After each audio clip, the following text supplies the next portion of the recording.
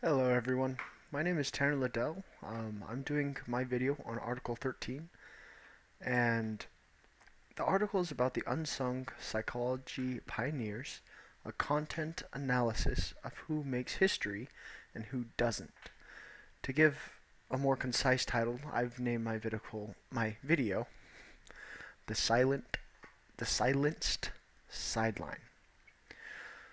So the Unsung Psychology Pioneers article was published in the American Journal, and it's a study on how textbooks fail to represent women and psychologists of color, so those who are considered minorities throughout history.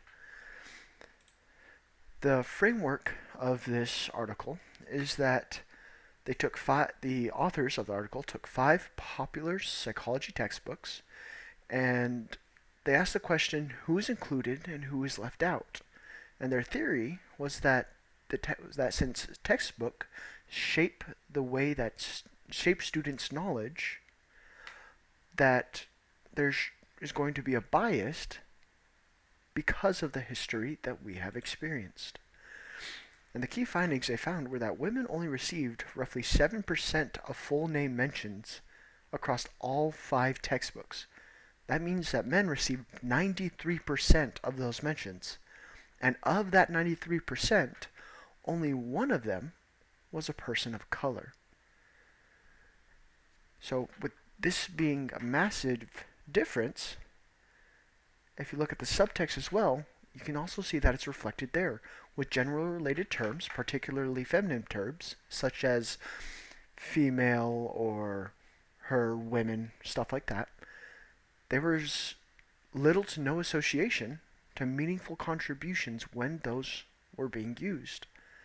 An example of this was Mamie Phipps Clark's husband was credited for her work, and this was persistent through all five textbooks, even though he has been quoted saying that she was indeed the one who led the research. And with her being an important figure when it comes to her field of study, which I'm fortunately drawing a blank on, you would expect there to be some significance, particularly when it had to do with her study on children. Another prominent figure that had to do with study of children when it comes to their growth and things of that nature was Sigmund Freud. And he got mentioned 1,800 times in those five textbooks. 1,800 to little to no representation is a stark contrast. So the questions we have to ask are like, whose voice are being preserved from the past, and why are only these certain peoples being celebrated? And the answer to that is surprisingly simple, honestly. If you look throughout history, there is a history of discrimination that has gone back for centuries. People that are in minorities, whether it be people of color, women, disabilities, they're often thrown to the background and tried to be erased by those who are in positions of power. And this past discrimination is still affecting how we as students perceive psychology today.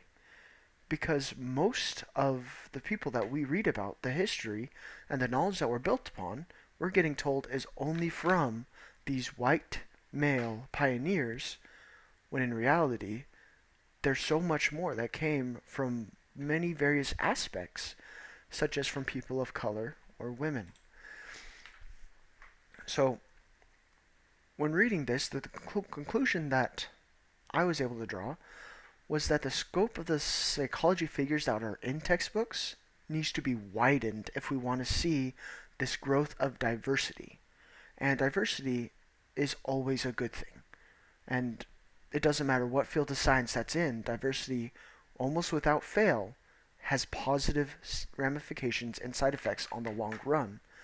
So we need to think about how history is written and who is writing it, so that way we can find those people that we can relate to. If we're someone of color, or if we're female, or if we're someone who has a mental disability such as myself, it's something that we need to look for. Otherwise, it's something we'll never find.